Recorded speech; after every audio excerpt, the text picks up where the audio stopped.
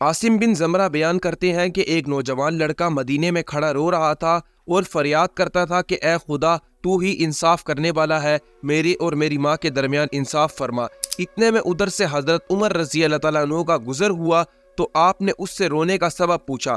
اس نے جواب دیا کہ میری ماں نے مجھے 9 مہینے پیٹ میں رکھ کر پالا اور دودھ پلا کر بڑا کیا، مگر اب وہ مجھے اپنا بیٹا ماننے سے انکار کرتی ہے اور مجھے گھر سے نکال دیا ہے۔ حضرت عمر رضی اللہ تعالیٰ عنہ نے اس کی ماں کو بلوایا۔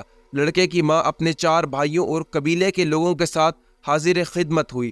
خلیفہ وقت حضرت عمر رضی اللہ تعالیٰ عنہ نے اس سے پوچھا کہ اس لڑکے کے بارے میں کیا کہتی ہے؟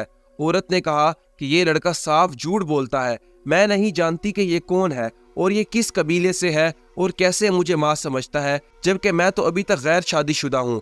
آپ نے اس کی گواہی پوچھی تو اس نے 4 بھائیوں اور 40 قبیلے والوں نے اس کی گواہی دی، اور یہ لڑکا بلا وجہ اس عورت کو ذلیل کرنا چاہتا ہے۔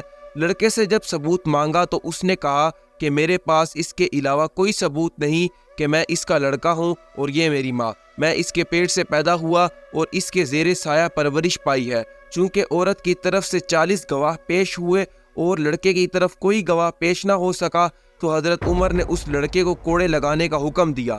جب لڑکے کو کوڑے لگانے کے لیے لے جا رہے تھے تو اچانک اس لڑکے کی نظر حضرت علی رضی اللہ تعالیٰ عنہ پر پڑی، جو اس وقت اس جگہ سے تشریف لے جا رہے تھے۔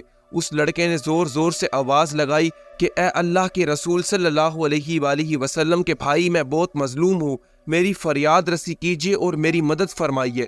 حضرت علی نے فرمایا کہ اسے حضرت عمر رضی اللہ تعالیٰ عنہ کے پاس لے چلو۔ جب وہ لڑکا حضرت عمر رضی اللہ تعالیٰ عنہ کے پاس واپس آیا تو انہوں نے پوچھا کہ اسے واپس کیوں لائے ہو؟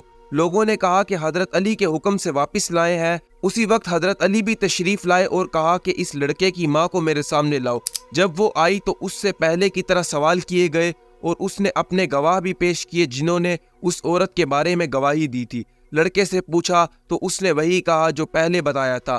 اب حضرت علی نے حضرت عمر سے پوچھا کہ کیا آپ اجازت دیتے ہیں کہ میں ان دونوں کے درمیان فیصلہ کر دوں؟ حضرت عمر نے فرمایا کہ کیوں نہیں، میں کیوں روک سکتا ہوں، جبکہ آپ صلی اللہ علیہ وآلہ وسلم سے میں نے سنا کہ اے لوگو، تم میں سے علی میرا بھائی ہے اور سب سے زیادہ علم جاننے والا اور انصاف کرنے والا ہے۔ اس کے بعد حضرت علی رضی اللہ تعالیٰ عنہ نے کہا کہ میں آج تمہارے درمیان ایسا فیصلہ کروں گا جو اللہ اور اس کے رسول صلی اللہ علیہ وآلہ وسلم کو پسند ہے اور وہ راضی ہوں گے۔ اور پھر آپ نے اس عورت سے کہا کہ کیا تیرا کوئی ولی ہے؟ اس پر 4 بھائی آگے بڑھے۔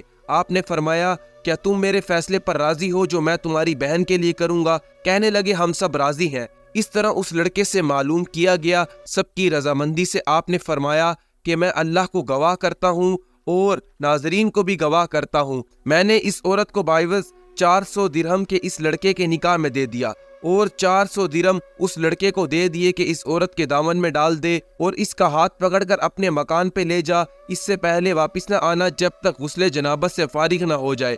جو ہی یہ فیصلہ اس عورت نے سنا تو اس کی چیخ نکل گئی اور کہا اے اللہ کے رسول کے بھائی، کیا غضب ہو گیا ہے کہ میں بالکل ہی جہنم کا ایندھن بن جاؤں گی؟ اقرار کرتی ہوں کہ یہ میرا ہی بیٹا ہے اور میں ہی اس کی ماں ہوں۔ ایک ماں کیوں اپنے بیٹے کی بیوی بن سکتی ہے؟ حضرت علی رضی اللہ تعالیٰ عنہ نے فرمایا پہلے کیوں اقرار کرتی تھی؟ کہنے لگی کہ میری کوئی خطا نہیں، یہ سب میرے بھائیوں کا قصور ہے، کیونکہ انہوں نے میری شادی ایک مالدار سے کی جس کا انتقال ہو گیا ہے، جس سے یہ لڑکا پیدا ہوا۔ جب یہ لڑکا بڑا ہوا تو میرے بھائیوں نے میرے لڑکے کو الگ کر دیا اور مجھے خوفزدہ کہہ کر کہلوایا کہ یہ میرا بچہ نہیں، مگر میرا دل میرے بچے کے لیے تڑپتا رہتا ہے۔ یہ کہہ کر وہ اپنے بچے کا ہاتھ پکڑ کر میرا بچہ کہتے ہوئے چلی گئی۔